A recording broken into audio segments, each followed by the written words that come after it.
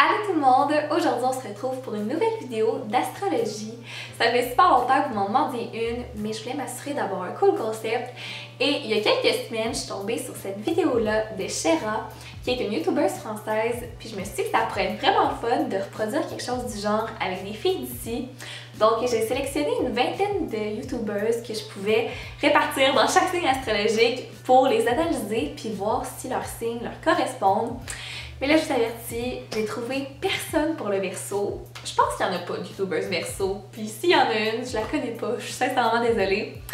Et petit disclaimer, comme dans chacune de mes vidéos d'astrologie, je suis loin d'être une experte en la matière. L'astrologie, c'est juste un sujet que je trouve bien intéressant, bien divertissant. Mais il faut aussi se rappeler que c'est pas une science reconnue. Fait qu'on en prend, on en laisse, puis on a du fun avec ça. Donc, sans plus attendre, on va passer à la vidéo. Les femmes béliers sont intelligentes, fonceuses, dynamiques, indépendantes, un peu impulsives, avec un gros côté entrepreneurial. Je pense que c'est pas pour rien qu'il y a autant de youtubeuses qu'ils sont. C'est pas tous les signes qui oseraient être travailleurs autonomes. Je pense entre autres à Lucie Réaume, qui est l'exemple parfait d'un bélier, qui est embarqué dans 1001 projets puis qui innove dans chacun d'entre eux, que ce soit en lien avec ses réseaux sociaux, ses voyages, influence, l'université, etc. Il y a aussi Catherine Paquin qui l'est, Alexandra Larouche, Cynthia Dulude. Mais Cynthia a mentionné dans ses stories qu'elle était très détachée de son signe parce qu'elle se reconnaissait jamais dans les caractéristiques de Bélier. Puis je comprends pourquoi elle dit ça.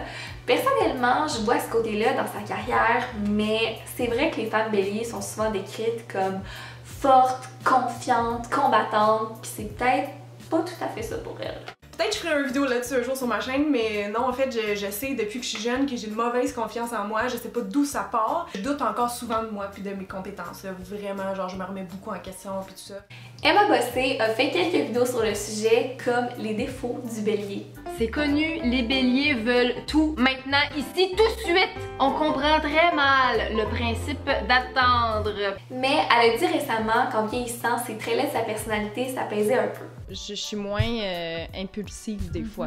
J'ai été beaucoup comme ça, comme plus dans mon adolescence, puis début vingtaine. Puis là, on dirait que plus ça avance, je remarque que comme je m'adoucis.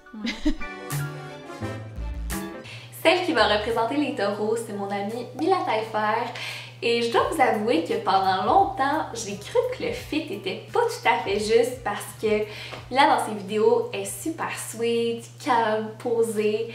Puis elle est dans la vie aussi, mais quand tu apprends à bien la connaître, tu te rends compte qu'elle a un bon petit caractère, elle est super franche, directe, elle se fera jamais marcher sur les pieds, puis elle est très organisée aussi, comme la plupart des taureaux.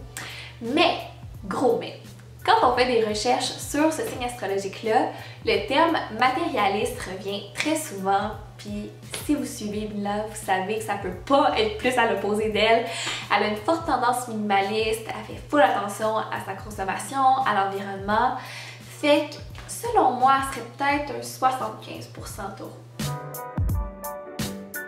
Les Gémeaux sont les reines de la communication, ils parlent beaucoup, ils sont super sociables, très curieuses, un peu charmeuses, puis limite provocantes de par leur attitude ou leurs opinions parce que les Gémeaux adorent les débats, ils n'ont jamais peur de se prononcer, même sur des sujets un peu délicats publiquement, elles vont tout faire pour faire valoir leurs arguments.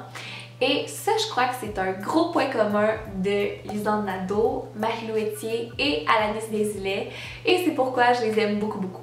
What is my zodiac sign? You're a Gemini. Duh! You're a Capricorn. Thank you. Yeah, I'm very annoying with that. Like when we started dating, I'd just like be Googling, Gemini, Capricorn, do they like match? Apparently we don't. C'est quoi les chances? J'ai ouvert le livre puis je suis tombée sur mon signe, le Gémeaux. Oh my god, c'est trop hot. Moi là, je tripe sur l'astrologie, n'importe qui me connaît le sait là. Du côté des cancers, j'ai noté Alicia Moffett et Jessie Nadeau. Puis selon moi, Jessie, c'est la cancer typique, là. Je savais même pas qu'elle était avant de faire mes recherches, mais j'avais des gros doutes là-dessus parce que les cancers sont caractérisés par leur ouverture d'esprit, leur sensibilité, leur générosité, leur petit côté rêveur, artiste. Puis tout ça représente très bien Jessie. Elle est super inclusive, elle a le cœur sur la main, puis elle s'implique comme jamais pour rendre le monde meilleur. ce qui est très cancer. Alicia, ben, c'est des qualités qui la rejoignent aussi, surtout considérant que quand on parle de la sensibilité des cancers, on entend souvent sensibilité maternelle parce qu'ils ont des valeurs familiales très fortes, fait qu'elle soit maman si jeune, là, ça sort pas de nulle part. Et aussi, il faut mentionner qu'elle est née le 22 juillet, à la limite des cancers et lions, puis je crois qu'elle va chercher son gros côté extraverti des lions. On est maintenant rendu à mon propre signe qui est le lion. Et même si c'est le mien, je suis capable de dire que c'est l'un des pires signes du zodiaque parce qu'on a ben des défauts puis des gros.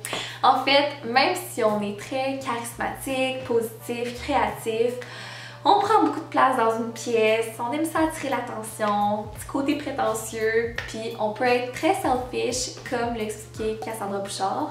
L'affaire, c'est que les lions, c'est des personnes un peu selfish. Tu sais, c'est des personnes qui vont penser à eux avant de penser aux autres. Puis honnêtement, je suis quand même de même dans la vie. Je suis pas naturellement généreuse envers les autres. Faut vraiment que je t'aime puis je te considère en tabouère pour développer ce trait de caractère.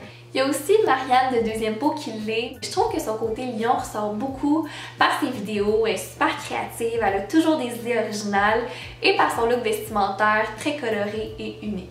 Qu'est-ce qui est revenu sur tous les sites qu'on a trouvés, c'est que les lions aiment s'habiller avec des morceaux audacieux, des couleurs pétantes, mélanger les motifs, mélanger les textures, et aussi qu'on a une passion pour la mode et le design et qu'on est toujours au courant des nouvelles tendances. J'ai déjà travaillé en mode, ça me correspond à 100%. Les personnes vierges sont très réfléchies, méthodiques, perfectionnistes, tellement qu'elles sont super exigeantes envers elles-mêmes, ce qui peut les rendre un peu angoissées. Ce qui est peut-être le cas de Gloria Bella de temps en temps, que j'admire tellement d'être capable de se montrer vulnérable puis de nous partager ses petits questionnements. Allô à tous ceux qui dorment pas.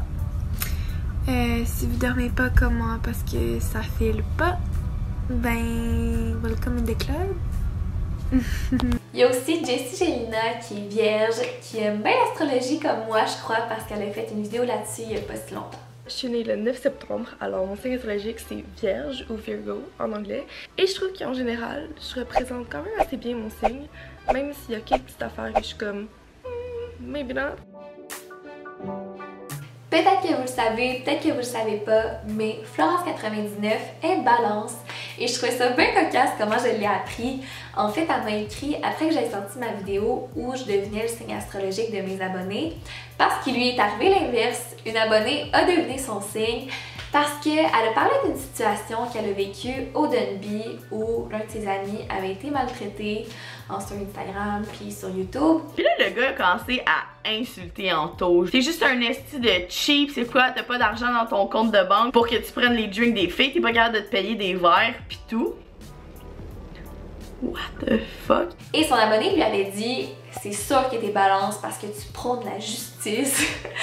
Puis c'est un peu drôle dit de même, mais c'est vrai que quand on regarde les mots-clés du signe Balance, on a équilibre, justice, diplomatie, harmonie. Puis ça la correspond parce que c'est pas la première fois qu'elle prend position pour défendre les autres, en plus d'être super optimiste comme les Balances. Et fun fact, toutes les personnes que je connais qui étudient en droit sont Balance. Est-ce que c'est juste une coïncidence? I think not. Gabrielle de Deuxième Peau est Scorpion, puis je crois que je vais la laisser expliquer elle-même c'est quoi les caractéristiques puis en quoi ça lui ressemble. Moi, je suis Scorpion, donc je suis née en novembre. C'est des gens déterminés, c'est des gens qui ont une grande force de persuasion. Et les Scorpions, souvent, c'est un signe qui peut être considéré un peu méchant, qui même s'ils peuvent avoir l'air froid, ont un grand cœur à l'intérieur. Ça aussi, je trouve ça le fun, ça me correspond bien. Dans la team des Sagittaires, on retrouve Elisabeth Rio et c'est fou à quel point ce signe-là lui va bien parce que les Sagittaires, ils adorent le sentiment de liberté, ils détestent la routine, ce qui fait qu'ils voyagent beaucoup, ils aiment ça découvrir le monde et surtout sont prêts à tout faire pour atteindre leurs objectifs, peu importe c'est quoi. Puis c'est un peu tout ça qu'elle est allée chercher en démarrant son entreprise dans le fond. Et je sais pas si vous avez vu, elle a sorti un nouveau modèle de maillot de bain avec les signes astrologiques tellement nice. Fait que j'ose croire qu'elle aime un peu l'astrologie et qu'elle est capable de relate aux Sagittaires. Je commence à très bien connaître les Capricornes parce que j'en ai beaucoup dans mon entourage, dont Cindy Cournoyer et Émilie Lévesque, qui peuvent vous sembler bien différentes vite de même, mais non, je je vous jure qu'ils sont pareils sur plein d'aspects de leur vie, surtout le travail.